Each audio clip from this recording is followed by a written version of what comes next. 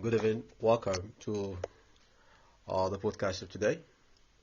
As you all know, I'm Jonathan John, and we'll be talking about of, a story from the Bible.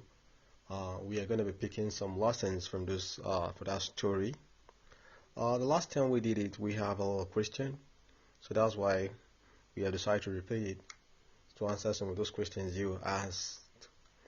Now, it's a story from the book of Genesis, chapter 25, and talks about two brothers who were born the same day. They were twain.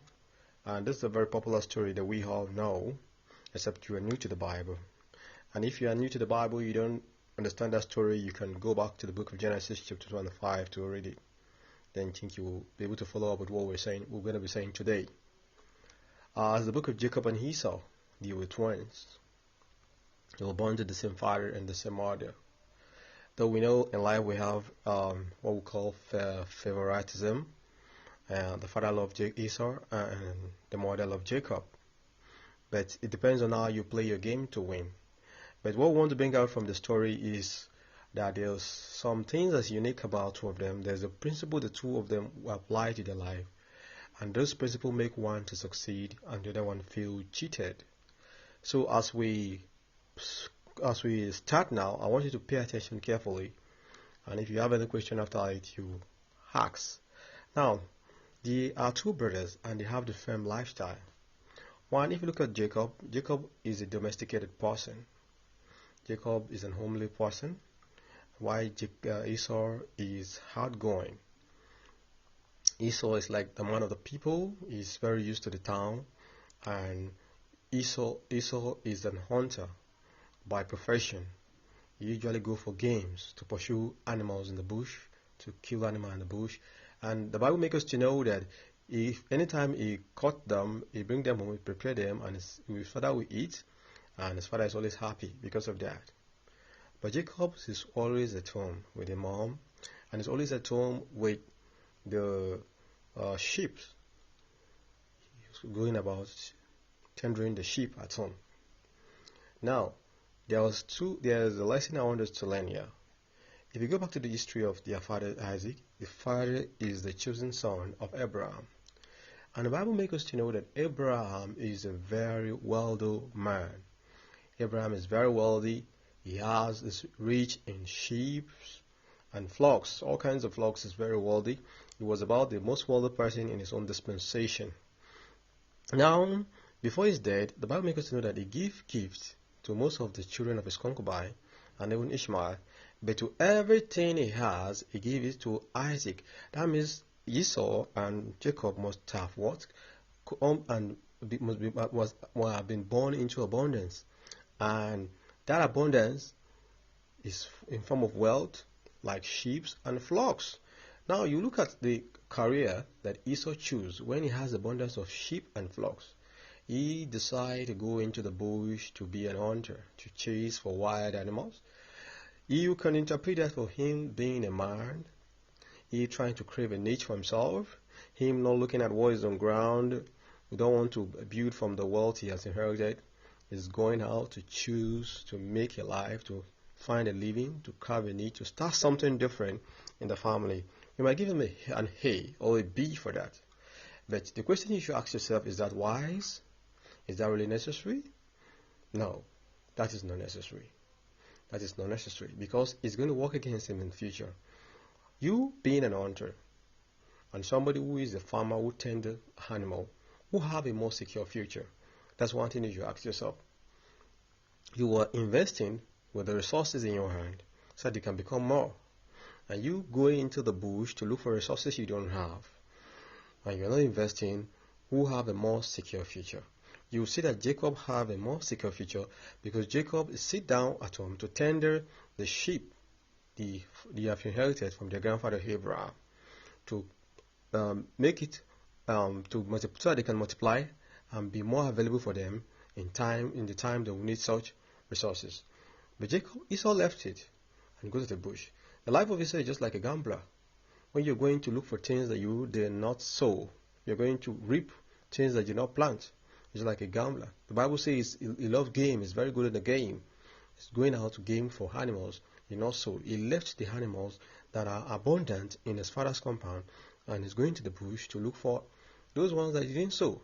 So the chances of you getting an animal to feed is, let me just say, is 50, or it can be 50-50, it can be 40-100, it can be 20-100, it can be 500, it can be 0-100, because it's not all the day you was lucky to get an animal from hunting. So, but Jacob chose a more reliable profession by tendering the sheep already on ground. It's like you investing your resources so that it will multiply, not you leaving the one you have or wasting the one you have, and you're not going to the bush to choose for what you don't have. There's no wisdom in that. So we see that Jacob is domesticated, is homely, is a kind of humble person.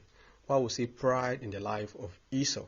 He wants to impress people. He wants to impress the people around. He's always worried about what people say about him. So he wants to impress them. He wants to show them that he is superior. He wants to demonstrate his strength. He wants to demonstrate his skill. So you can see pride inside the life of Esau, while you can see humility and wisdom in the life of Jacob. See one of the principles, you see the way they live their life. Now, Jacob is more focused. He's a focused person. And Jacob has the future in sight. He always think about the future. That's number 3 principle of Jacob. He always think about the future. And he knows the value of seniority. He knows, for me to be ahead of Esau, I must be a senior. For me to get the blessing that will come out of the mouth of my father, I must be Esau's senior. For one of us to be more recognized, I must be a senior. Because we know once you came to the world, in every family, the first person who came to the world is a senior. The ones who came after him have some form of respect. They must attach to that person. Likewise, the same principle applies to every society, every organization in the world. The senior person has a lot of juicy remuneration, juicy benefit from the organization. Likewise in family. Jacob knew this. For me to be ahead of him, for me to be the better person, to me to be the person, the one who people will always make reference of, I need to be a senior. So Jacob was looking at the future and he was planning. He planned. Number 5, he was planning, how will I become the senior of Esau?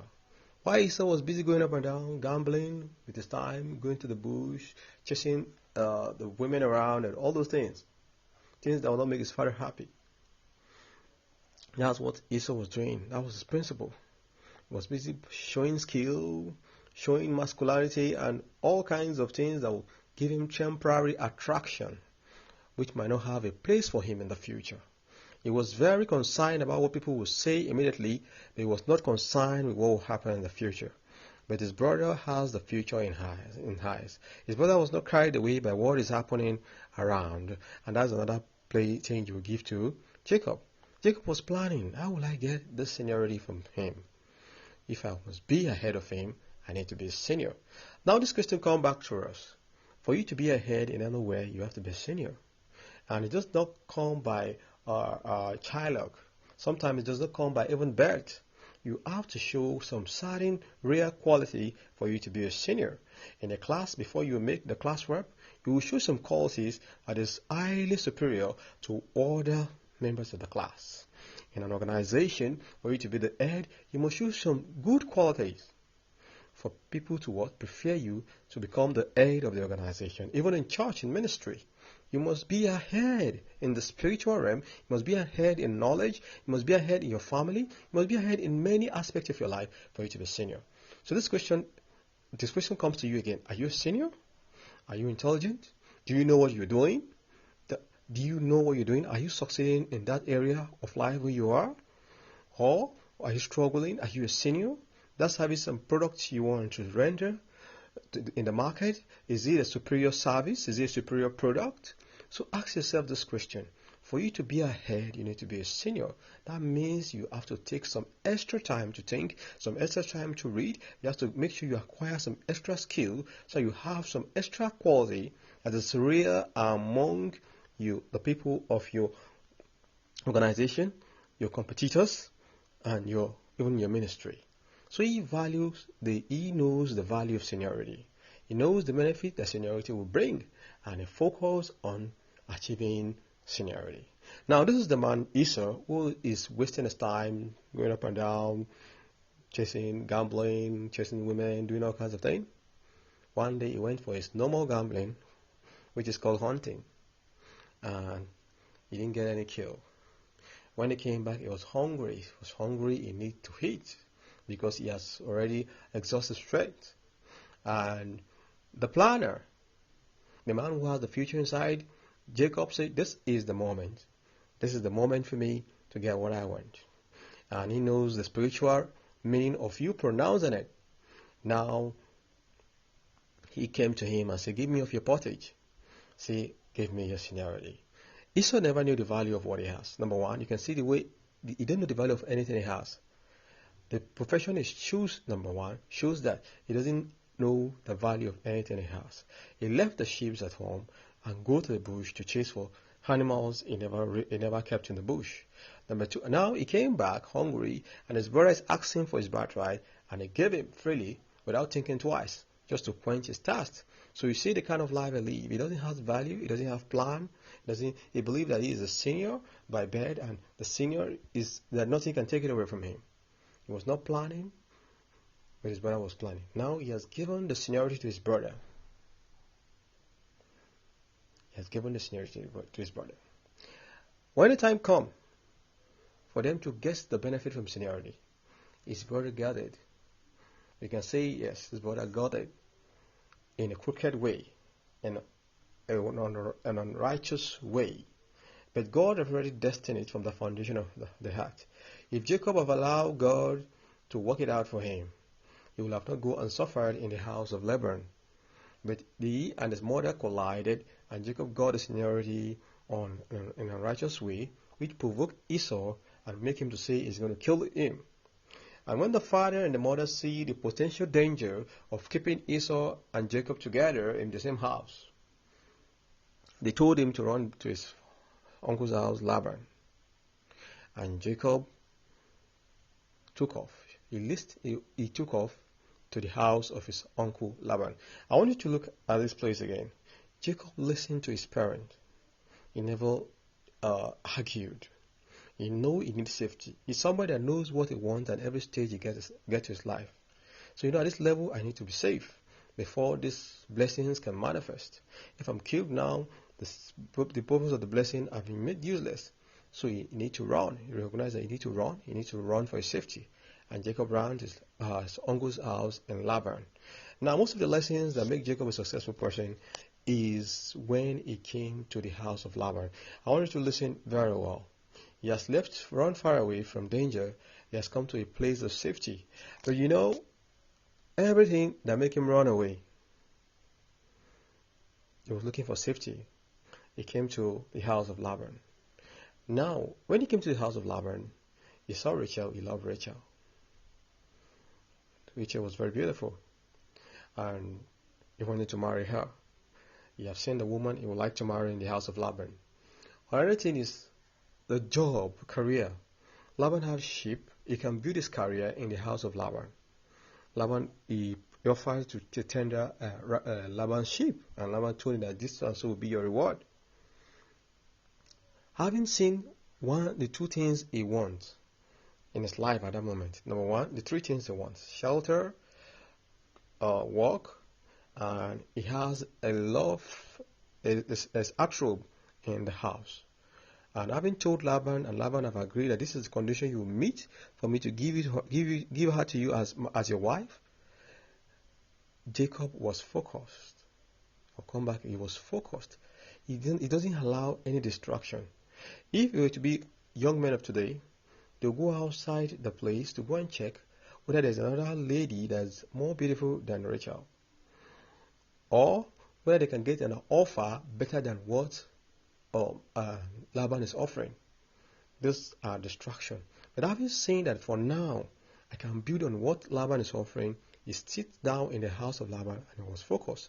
He pursued his goals without allowing any distraction. His goal was to marry Rachel and to work so that he can survive. But something happened after he paid the due for Rachel. They brought Leah to him, and he doesn't love Leah.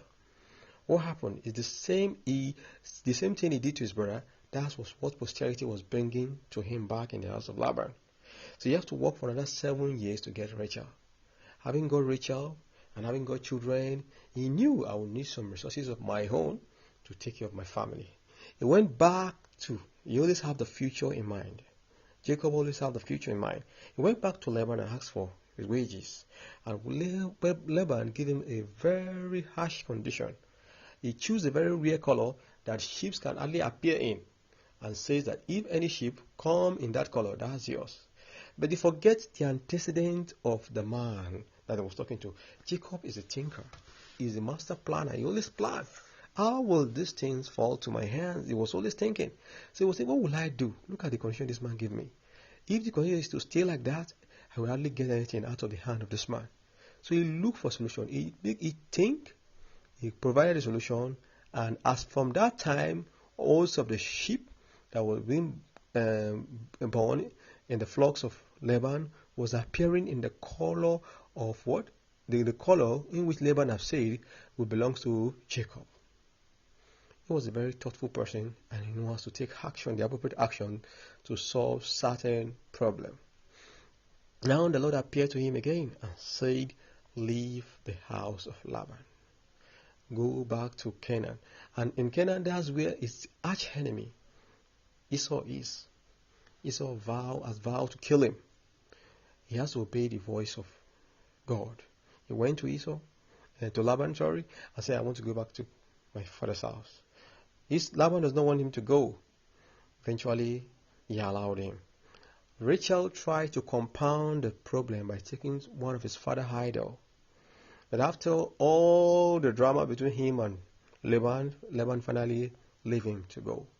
And when they faced was where he was supposed to go, lo and behold, they had a message that his brother Esau is coming with some 400 men. Those men, they have evil intention to come and destroy Jacob and his family. Jacob knows the situation at hand is more than him. So you need to go back to God and tell God, the situation is more than me, come and intervene. Jacob went and prayed and wrestled with an angel. And he was blessed, and he was called the father of many nations. And when he came back, they moved. When they finally met with his brother Esau, instead of rage, instead of revenge, God melted the heart of Esau. When he saw his brother, he wept, and they forgave each other.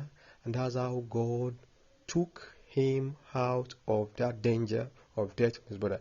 Because when the situation became out of hand, he knew exactly what to do. He prayed and asked God to intervene. And God really intervened, and that was how God brought victory to Jacob. And Jacob was a very successful man. He succeeded. Though he had some problems in the family, he had some mistakes they made, but Jacob succeeded. So I want you to go back and look at the life of Jacob, how he lived his life. Do we have some negative aspects of some planting? Don't copy that. All what he suffered in the house of Laban was as a result of him supplanting his brother. Whatever God has designed for you, when you work for it, He will give it to you legitimately. You don't need to commit fraud, do any contrary thing to get there. God has a plan for you. If you follow Him, He will establish that plan in your life. Thank you.